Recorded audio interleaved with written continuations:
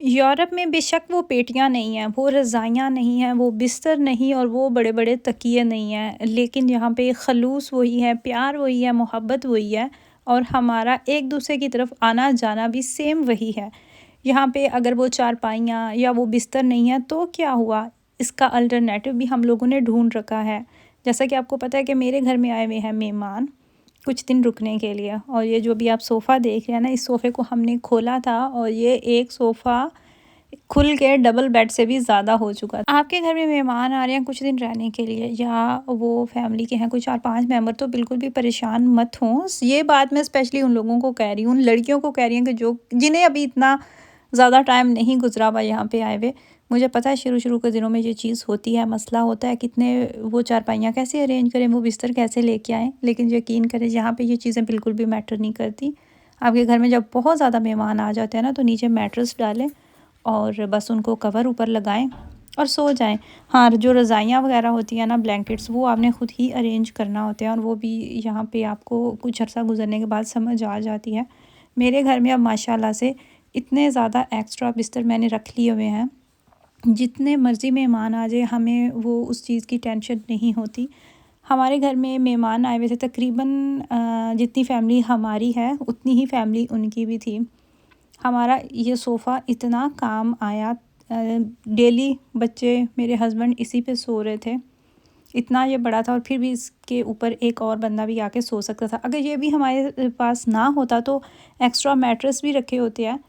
अक्सर ऐसा हुआ है कि मेहमानों के आने पे वो मैट्रेस नीचे बिछाते हैं और उस पे भी आपका बड़ा ही वो आसानी से गुजर जाता है टाइम। ये चीज़ ना आपके घर में आने वाले महसूस करते हैं और ना ही आप लोगों को ये चीज़ महसूस करनी चाहिए, बल्कि आपके जो बच्चे होते हैं ना, वो इतने खुश होते हैं, उनके लिए ये भी एडवेंचर होता है कि अपने बिस्तर छोड़ के कहीं और सोने का मौका मिले, कोई नई चीज़ देखने को मिले, तो वो भी खुश होते हैं। खैर, हमारे मेहमानों का है जी आज आखिरी दिन।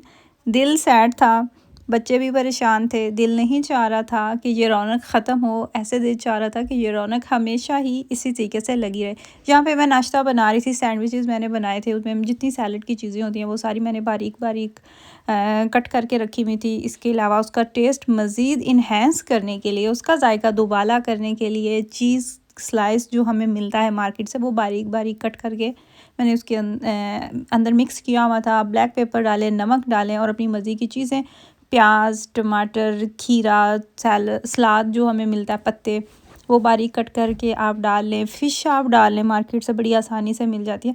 इस तरह की चीज़ें मिक्स करके आप सैंडविचेस बनाएं, इतने मज़ेदार बनते हैं ना। और वरना तो सैंडविच बनाने की डिफरेंट तरह की रेसिपीज़ आपको मिलती हैं, अगर आप इंटरनेट पे सर्च करते हैं। कितनी ही ऐसी चीज़ें हैं जिनसे आप बड़ी आसानी से सैंडविच बना लेते हैं और आपकी जो रेसिपीज़ होती हैं वो आपको सेम रेसिपी रिपीट भी नहीं करना पड़ती। आलू और सिर्फ फ़िश भी आप मिक्स करके बना सकते हैं। सिर्फ आलू के भी सैंडविच बना सकते हैं आप। चिकन आप रख लें, चिकन और मेयोनीज़ के भी बना सकते हैं। अंडा और मेयोनीज़ भी मिक्स करके आप उसके भी सैंडविचेस बना सकते हैं। सो डिफरेंट रेसिपीज़ हैं, आप कोई भी ट्राई कर सकते हैं।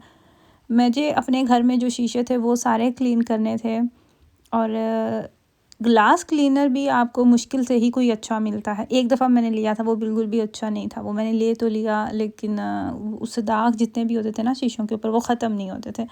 ये वाला जो आपको नज़र आ रहा है ना क्लीनर पिंक कलर का, ये एक्शन मार्केट से मैंने लिया था और मैं इसको पहली दफ़ा ही यूज़ कर रही हूँ। मेरे ख़्याल से कोई 1.5 या 2 यूरो की इसकी कीमत होगी। मुझे नहीं लगता 2 यूरो से ज़्यादा थी, 1.5 यूरो के अराउंड होगी इसकी प्राइस। और ये इतना अच्छा था ना, बिल्कुल आपके शीशे जो है ना वो क्लीन हो गए थे, कोई भी दाग था वो सारा उतर रहा था। सारे घर के जो शीशे थे वो मुझे क्लीन करने थे। बच्चे शीशे बहुत गंदे करते हैं, आए दिन हाथ लगा रहे होते हैं, कुछ ना कुछ कर रहे होते हैं। सो मुझे ये अच्छा लगा तो मैं आप लोगों के साथ शेयर कर रही हूँ। अगर आप भी स्ट्रगल कर रहे हैं इस तरह का कोई ग्लास क्लीनर ढूंढने में, तो आप जो एक्शन मार्केट है ना, वो उससे आप लेकर ट्राई करें। शीशे लगते तो प्यारे हैं, लेकिन इनकी सफाई का भी ख़ास ख्याल रखना पड़ता है। और ये वाला कपड़ा जो आप मेरे हाथ में देख रहे हैं, ये भी स्पेशल यही है।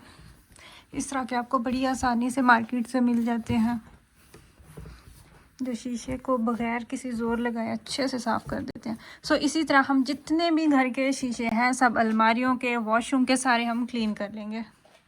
अभी हमारा ये शीशा रह गया है जो कि आखिरी है, बाकी सारे हमने क्लीन कर लिए, इसके बाद सारी डस्टिंग होगी। सर्दी के मौसम का एक ये भी बड़ा मसला है कि कपड़े भी ज़्यादा होते हैं, बच्चों के कपड़े मोटे होते हैं, एक्स्ट्रा लेस उनको वो चढ़ाना पड़ती है, पहन के स्कूल जाते हैं, और वॉशिंग मशीन भी फुल हो जाती है, फिर कपड़े ड्राई नहीं होते, जो बड़ा मसला है। खैर उसको छोड़े, आप ये देखें दरवाज़ा खोलते ही मुझे मिले पैसे, 1 यूरो था या पता नहीं 2 यूरो थे, किसके थे वो मिले, और इसको मैंने उठा के अपनी पॉकेट में मारा।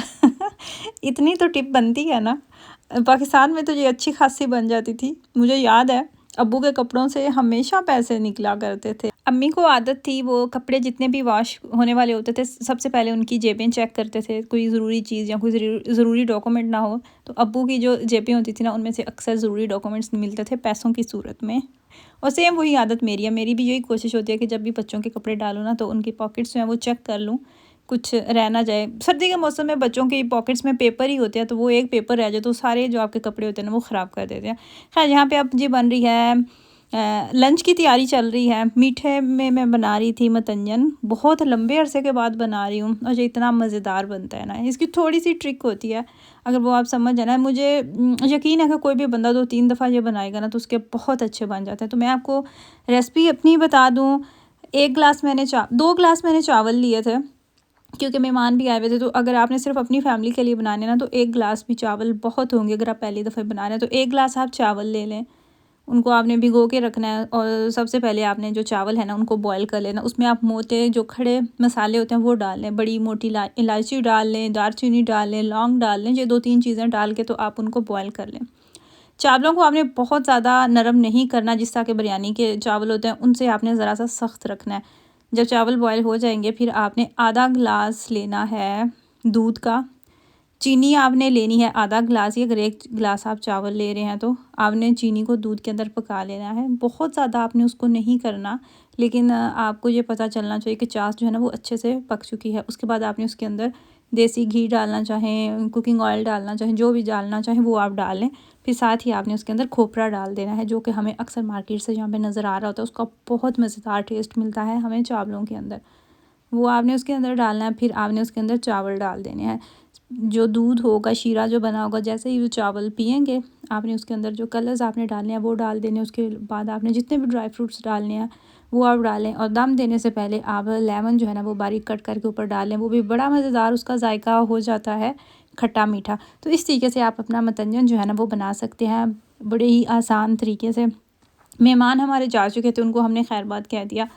हमारे जो बच्चों का कमरा है ना उसका हीटर नहीं चल रहा था, बाकी जितने भी हीटर्स थे ना वो मेरे हस्बैंड ने, उनकी हवा इनकी निकालना पड़ती है एक दफ़ा से, हीटर्स की एक साइड पे इनको थोड़ा सा वो खोलना पड़ता है, इसका लॉक सा लगा होता है, लेकिन इस हीटर का निकल ही नहीं था रहा। वो हमने इतनी दफ़ा एजेंसी को कॉल की, फिर फाइनली जी लकीली, मुझे तो कोई उम्मीद ही नहीं थी, उनकी तरफ से बंदा आया, वो वैसे ही इस एरिया में इस रोड पे आया हुआ था, तो उसने मैसेज किया कि मैं हूँ, अगर आप आया हुआ हूँ तो अगर आप घर हैं तो मैं आ जाता हूँ। तो लकीली मैं घर में ही थी, मेरे हस्बैंड ने मुझे कॉल की कि वो आ रहा है तो ख्याल रखना बेल का।